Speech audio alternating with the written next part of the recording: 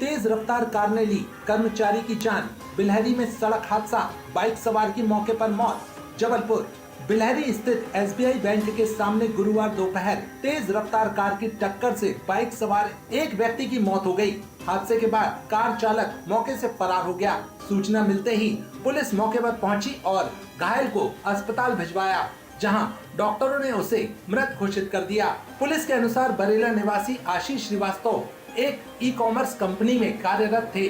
गुरुवार दोपहर वह बाइक से शहर की ओर से बिलहरी पहुंचे थे। बताया जा रहा है कि एसबीआई के सामने दूसरी सड़क की ओर बाइक मोड़ते समय एकता मार्केट की दिशा से तेज गति में आ रही कार ने उनकी बाइक को जोरदार टक्कर मार दी।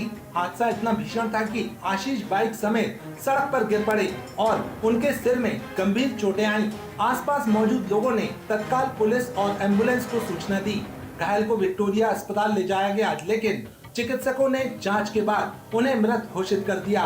पुलिस ने शव को पोस्टमार्टम के लिए विक्टोरिया अस्पताल की मर्चुरी में रखवाया है। फरार कार चालक की तलाश की जा रही है।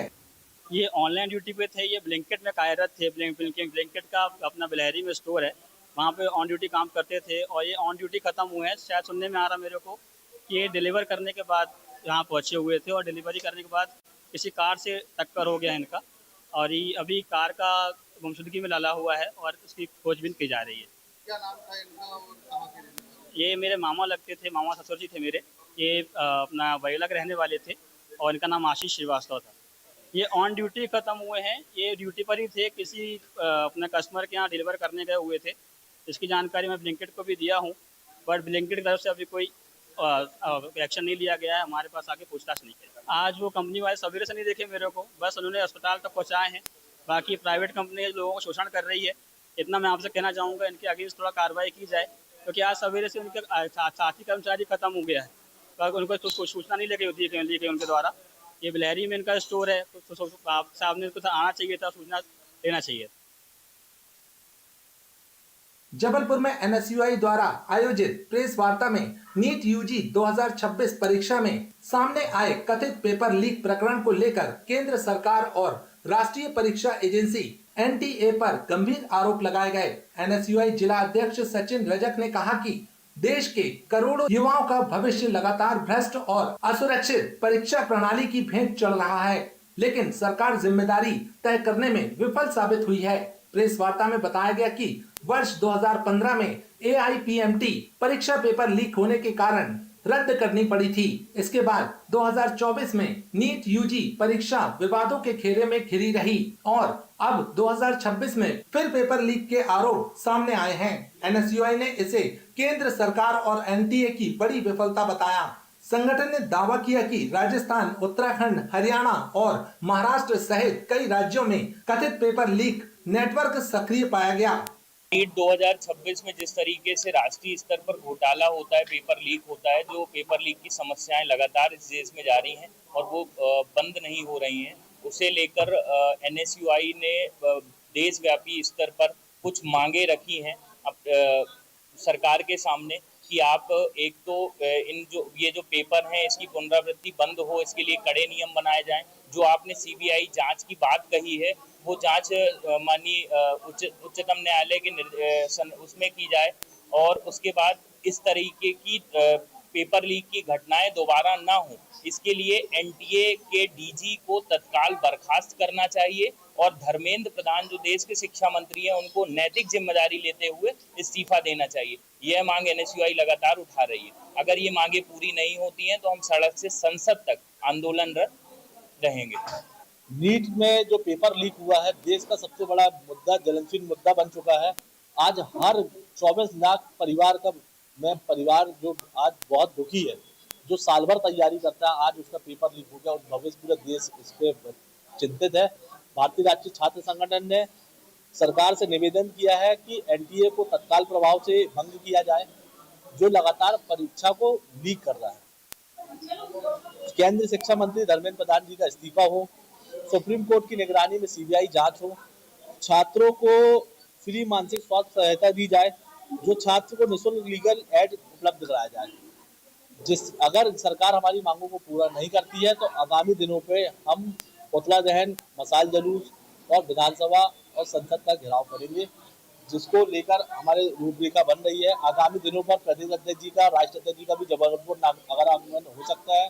इसको लेकर हमें नीट को लेकर विरोध प्रदर्शन। जबलपुर में राष्ट्रीय सर्जिकल सम्मेलन आज से 3 दिवसीय FIAGES फेलोशिप कार्यक्रम में देश भर के विशेषज्ञ जुटेंगे। जबलपुर शहर में 15 से 17 मई तक FIAGES एवं FIAGES के तत्वाधान में राष्ट्रीय स्तर के फेलोशिप कार्यक्रम, लाइव सर्जिकल वर्कशॉप एवं वैज्ञानिक सम्मेलन का आयोजन किया जा रहा है। इस 3 दिवसीय आयोजन में देश भर से वरिष्ठ सर्जन, लैप्रोस्कोपिक विशेषज्ञ, फैकल्टी सदस्य और युवा चिकित्सक शामिल होंगे। कार्यक्रम का आयोजन Park Inn by Radisson Jabalpur एवं लाइफ मेडिसिटी हॉस्पिटल में किया जाएगा। सम्मेलन के दौरान लाइव सर्जरी, वैज्ञानिक व्याख्यान, इंटरैक्टिव अकादमिक सत्र और आधुनिक सर्जिकल तकनीकों पर विशेष प्रशिक्षण आयोजित होंगे। आयोजन का मुख्य उद्देश्य चिकित्सा शिक्षा को बढ़ावा देना, आधुनिक सर्जिकल तकनीकों का आदान प्रदान करना तथा युवा सर्जनों के कौशल विकास को नई दिशा देना है। आयोजन अध्यक्ष डॉक्टर मुकेश श्रीवास्तव ने बताया कि यह सम्मेलन जबलपुर के चिकित्सा क्षेत्र के लिए बड़ी उपलब्धि साबित होगा। इससे प्रदेश के चिकित्सकों एवं मेडिकल विद्यार्थियों को राष्ट्रीय स्तर के विशेषज्ञों से सीधे सीखने और आधुनिक तकनीकों को समझने का अवसर मिलेगा। उन्होंने बताया कि सम्मेलन के दौरान मरीजों के लिए निशुल्क सर्जरी परामर्श तथा चयनित मरीजों के लिए निशुल्क ऑपरेशन की सुविधा भी उपलब्ध कराई जाएगी।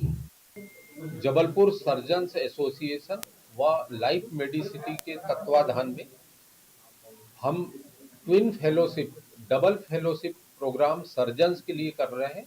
ये हमारी national body Indian association of gastrointestinal endo surgeon के द्वारा निर्देशित और मार्गदर्शित है।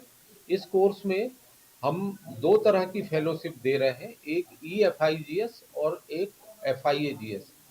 जो सर्जन्स के लिए है, EFIGS में एंडोस्कोपी की ट्रेनिंग 3 दिन की दी जाएगी और लेप्रोस्कोपिक सर्जरी में भी 3 दिन की ट्रेनिंग दी जाएगी। इसमें साथ में सभी सर्जन्स को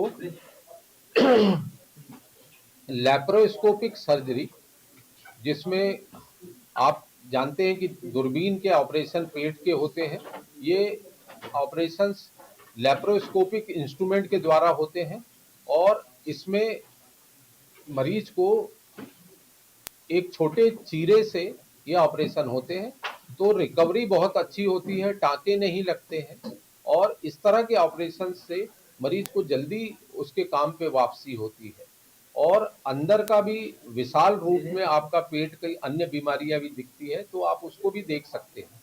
और एंडोस्कोपी में हम अपर जीआई स्कोपी, कोलोनोस्कोपी और अगर पित्त की नली में पथरियां फंस गई हो तो उसको निकालने के लिए ERCP और अन्य, और इसके ऊपर EUS एंडोसोनोग्राफी, आजकल सोनोग्राफी जो है पेट के अंदर होने लगी है, बाहर से देखने से उतनी जानकारी नहीं मिलती जितनी एंडोसोनो से मिलती।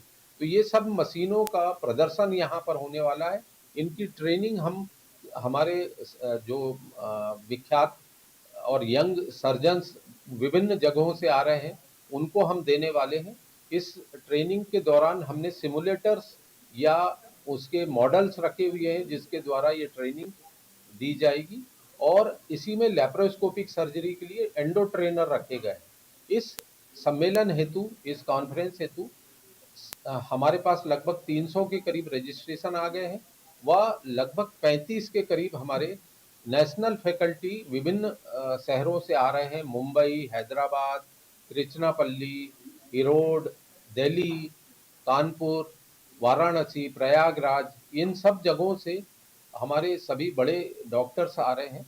और मैं इस संबंध में ये बताना चाहूँगा कि ये ऑपरेशंस जो हैं और ये जांचें जो उदर रोग से संबंधित है, जिनको पेट में गैस की बीमारी, मल में खून आना, पुरानी कब्जियत है, या इन लोगों को अगर पेट में दर्द बना रहता है, पेट फूलता है, उनकी अपर जीआई एंडोस्कोपी, कोलोनोस्कोपी और पित्त की थैली के ऑपरेशन, सभी तरह के हर्निया के ऑपरेशन और अपेंडिक्स का ऑपरेशन ये निःशुल्क लाइफ मेडिसिटी में किया जाएगा।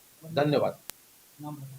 मैं डॉक्टर मुकेश श्रीवास्तव, मैं एक गैस्ट्रोएंटरोलॉजिस्ट और जीआई सर्जन हूं और लाइफ मेडिसिटी हॉस्पिटल का संचालक हूं। नरसिंहपुर जिले में आज दोपहर को उस समय प्रशासनिक